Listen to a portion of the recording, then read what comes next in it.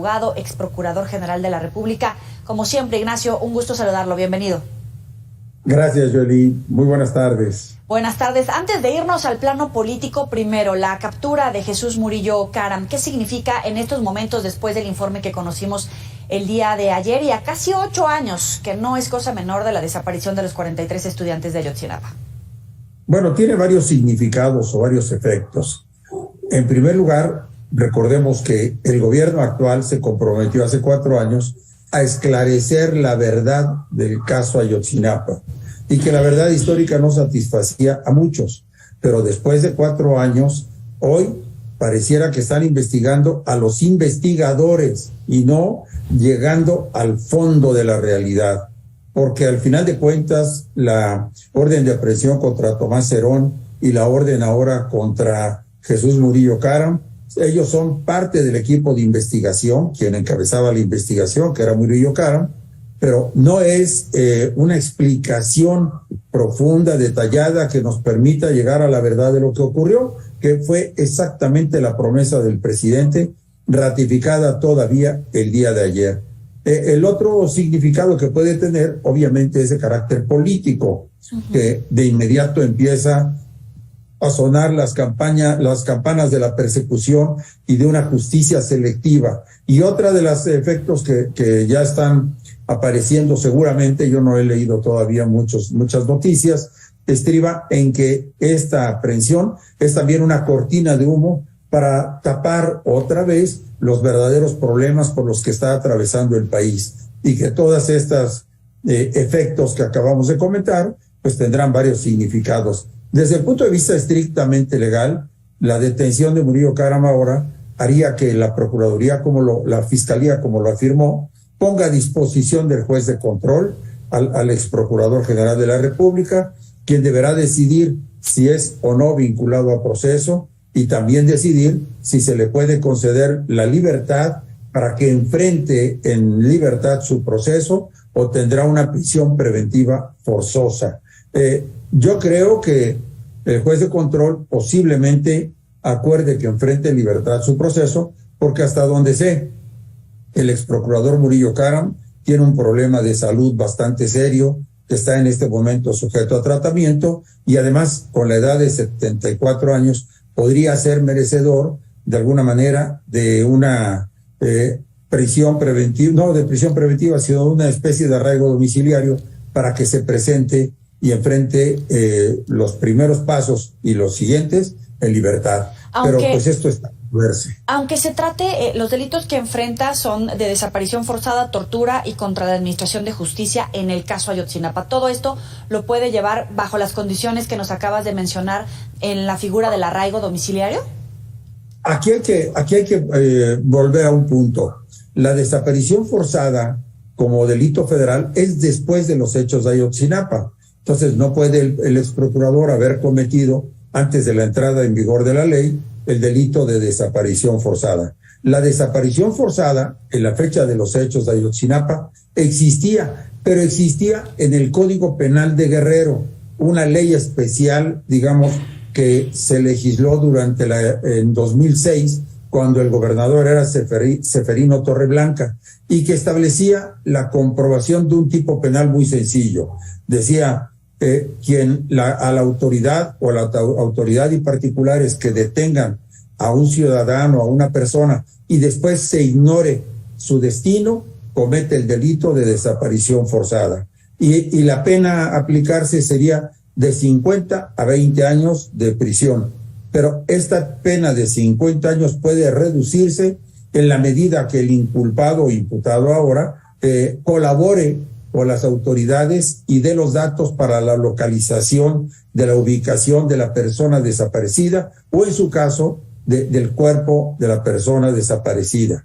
Ese es el tipo del delito de la legislación guerrerense. Lo curioso es que no se aplicó nunca la desaparición forzada, tampoco se dejó en el fuero común la desaparición forzada, no obstante que en principio los hechos parecían ser del fuero común, sino que lo atrajo la Procuraduría General de la República y empezaron a ver el tema de homicidios y el tema también de narcotráfico. Y con esos propósitos fueron consignados, si no me recuerdo, el alcalde de Iguala y su esposa. Pero de alguna manera no se ha dado una explicación suficientemente fidedigna, convincente, apegada, que con lógica diga exactamente en qué está mal la investigación pasada, cuál es la investigación correcta, cuál es la verdad de los hechos, porque hasta ahora tampoco hemos tenido la fortuna como ciudadanos de escuchar esa verdad real. Hasta ahí las cosas. Entonces, hoy por hoy, pues están apareciendo que si delito de tortura, que si delitos contra la impartición de justicia, pero al final de cuentas pueden ser conductas delictivas, pero podrían ser también errores de investigación. Un ministerio público va conduciendo una investigación de acuerdo a las pruebas que se van encontrando. Si los testigos dicen falsedades, pues puede haber el error judicial. Si las pruebas indican otra cosa o los peritos indican otra cosa, también puede haber pruebas. Pero hasta ahora la información todavía es insuficiente y no se sabe bien a bien cuál es exactamente los tipos que le atribuyen a Jesús Murillo Caram. Pero incluso en la mañana el presidente decía que no va a haber carpetazo en este caso y que se ha tenido mucho cuidado sobre los delitos que no prescriban. De alguna manera, supongo que el presidente está enterado precisamente de cómo están estas carpetas integradas, y en el caso de Murillo Caram, pues no sé si sea el primer procurador capturado, detenido, procesado ya hasta estas instancias en la historia, o incluso dentro del caso un funcionario de alto nivel que esté recibiendo estos efectos de la ley en esta administración de López Obrador. Pues sí, es el primer funcionario de alto nivel, digamos, perteneciente al gabinete legal del presidente Peña, que es detenido.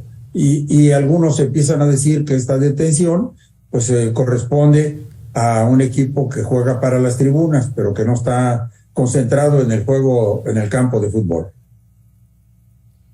¿Eso a qué nos lleva? Efectivamente, se persigue la procuración de justicia en nuestro país, porque obviamente, pues ayer dentro del análisis que hacíamos sobre los alcances que puede tener este informe que entregó el subsecretario Alejandro Encinas respecto a quiénes dentro del gabinete de Peña Nieto o el mismo Peña Nieto podrían enfrentar cargos o vincularse al expediente Ayotzinapa, pues evidentemente nos queda la duda si efectivamente lo que se está persiguiendo es la justicia o nuevamente estaríamos ante un caso de justicia selectiva.